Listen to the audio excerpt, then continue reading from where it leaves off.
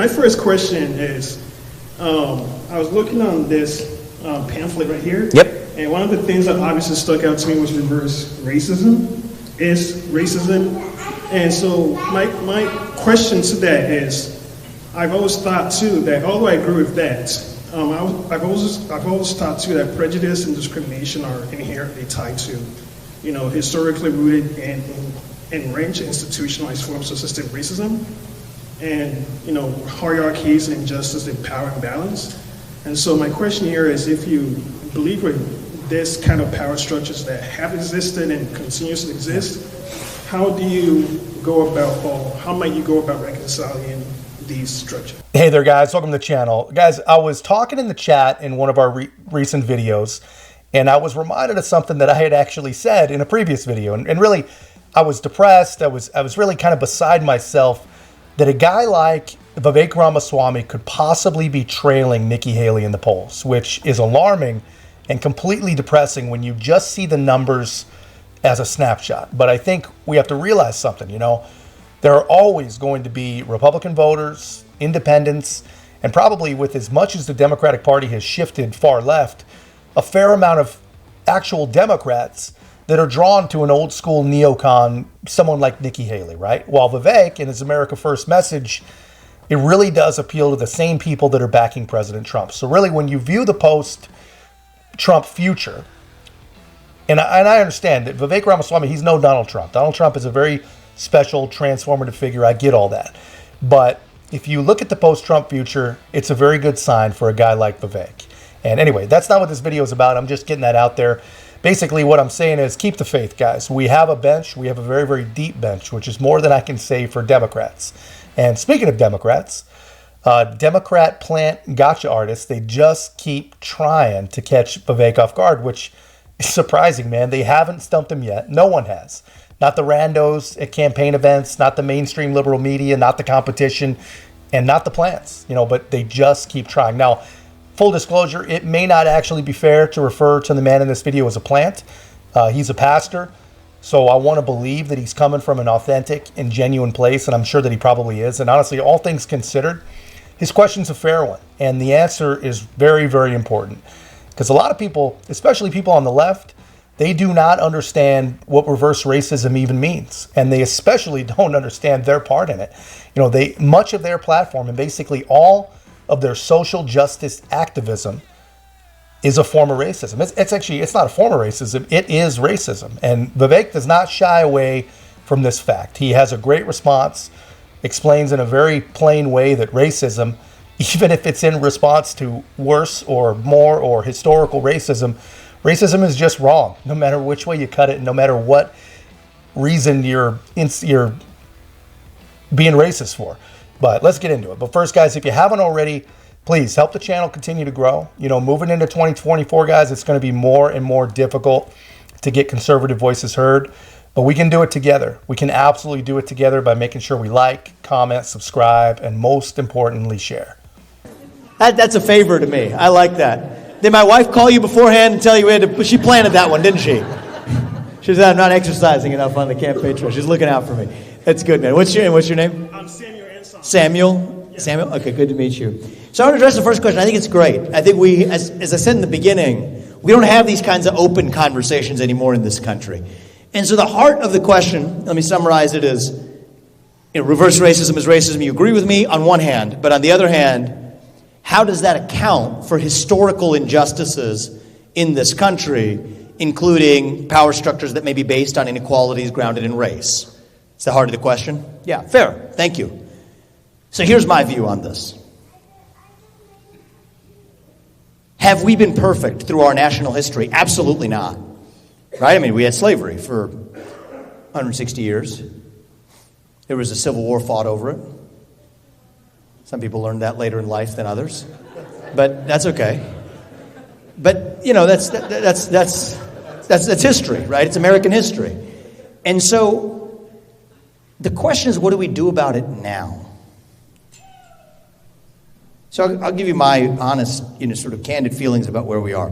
Was there a time and place for correcting for those past injustices? Yeah, I think it was like in 1870. And did we do a perfect job of it? No, we didn't. So basically what he's saying here is, yes, correcting historical wrongs is very important. And an example would be, we should probably be making good and doing right by our promises to thousands and thousands of Afghans that we have used and abused in this generation. We should also probably be doing everything we can to bring an immediate and peaceful end to the conflict in Eastern Europe that we have a hand in starting, and we definitely have a hand in perpetuating. Those are things that we currently share some responsibility for today, right now. So the time to atone for those is now. The time to atone for slavery, to Vivek's point, and other mistreatment of black citizens was probably in the late 1800s, early 1900s, not many generations later. The Reconstruction era was a time for things like reparations, but 160 years later, guys, that just doesn't make sense. And also, it's not like the government hasn't been meddling in their lives this entire time. And like most everything the government does, they have hurt. They have not helped. But at a certain point in time, I think that what you would think of as racism in this country, or you could fill in the blank, sexism, or any other ism or form of discrimination, it gets to be small enough, not to be zero, but small enough that the best thing we can do is let it atrophy to irrelevance. And if otherwise you try to attack it, it's like an immune system. My background is in biology, so sometimes I think in these kinds of analogies, but it's like an immune system trying to fight a virus. Long after the virus is gone, or almost gone even, it starts to just attack its own organs. That's what I see happening in the country. And so here's my view, to make that kind of abstract reflection a little simpler. Today, the best way to stop discrimination on the basis of race is to stop discriminating on the basis of race. How could you say it any better? And how can such a simple freaking concept not resonate with so many people on today's American left? I mean, it's just insane. How is that even possible? Every single one of us learns as a child, and we teach our own children that two wrongs don't make a right. So how is it that as we get older and more polluted by propagandist messaging, probably answered my own question here, but how do we lose that insanely simple concept? I mean, how can two wrongs not make a right when you're a kid, but when it comes to affecting people's actual lives, the way we actually treat each other, they do? That's what I believe. And I think that in the name of anti-racism, which is a movement that calls out for us to be more race conscious of the differences, to correct for them, I think we've actually created more racism in this country. And it's sad because, so I've started businesses, of multiple different businesses this campaign. It turns out I've hired people of every combination you could probably not every combination, but most combinations you could imagine of race and gender and this or that or the other thing. In one case, it was a black woman who was in a senior position of authority. One of the well-compensated, high position of authority. A lot of people would be jealous of that position and want it. And I heard, right, somebody who's upset she's above the hierarchy. She just got her job because she's a black woman. She's checking a box. And that hurt me, not because I took it as an insult, because I don't hire people that way. But it hurts me to say that's unfair to her. Yeah. If you guys have any questions at all whatsoever how unfair it is, and I have news for you, and Vivek, it's not just unfair to the people holding those jobs, whether they got it on merit or not. It's unfair to all of us.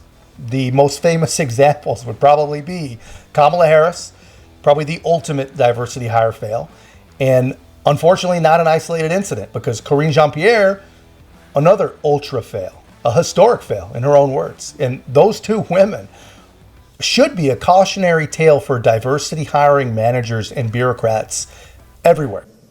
It's not fair to anybody. It's not just to anybody to stand for a system where we see each other as called upon to see each other on the basis of the color of our skin.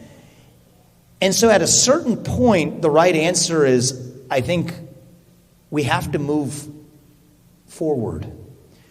If we drive with our eyes in the rearview mirror, we're just going to keep crashing the same car and recreating the very thing we wanted it to eradicate. So that's what I believe.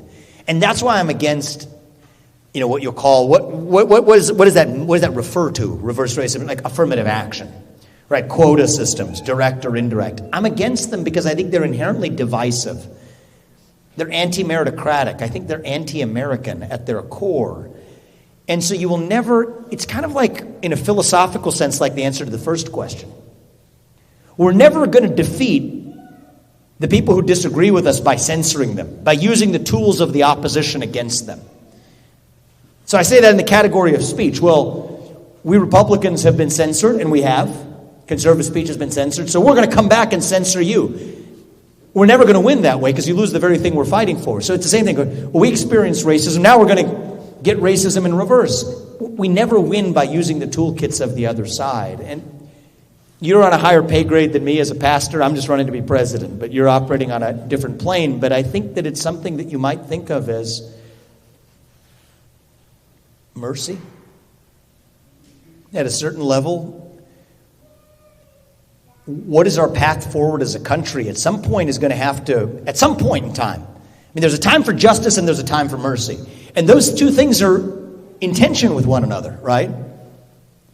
And I think in this moment we live in, I got a question yesterday. Somebody asked me a question. He said, what was the cause of the Civil War? And do you think that there's a civil war in this country right now? I think we are skating on thin ice as a country right now. I think we are in the middle of a cold cultural civil war right now. I don't want to see it turn hot. But I think it's going to require a combination of both justice, accountability for those who have committed those wrongs, with a blindfold of justice, but also some level of saying we will move on as a country. And so that's what I believe. And so hopefully that addresses your question for how I think about it. Not denying past inequity, but by acknowledging that at a certain point we're going to do about as well as we could, and then we decide the best thing for all of us is to aspire to our ideals. And this is what makes America beautiful. Are we a perfect nation? No, we are not. We never have been, and we never will be. Because here's why. I can tell you why it will never be the case. There's two things that are true about us. We're human beings, we're not gods. And we're still a nation that has ideals. See, it's interesting how nobody calls China hypocritical, or Iran, or Pakistan, or anywhere else. You don't hear the allegations of those nations being hypocritical. To be hypocritical, you had to have ideals in the first place. So as a nation that has ideals, and a nation that's comprised of human beings, we will always fall short of those ideals. But we're founded on the pursuit of a more perfect union. The pursuit of liberty, equality, and justice for all. That is what makes America great. That is what makes America itself. Yeah, you guys see that, man. Pretty fantastically put, and really impossible to argue with. If you're coming from an intellectually honest position, it is impossible to argue with. There was a time for justice, and there was a time for mercy. That was a great line, Vivek. I really like that. That is so right. It's incredibly right. Guys, let me know your thoughts in the comments. What do you think it takes for the left to understand that two wrongs will never make a right, and racism will never, ever cure racism, not even for a moment. But that's all I've got, guys. But I really do want to hear your thoughts on this. If you haven't already, please make sure to like, comment, subscribe. Most importantly, share the channel. We'll see you in the next one.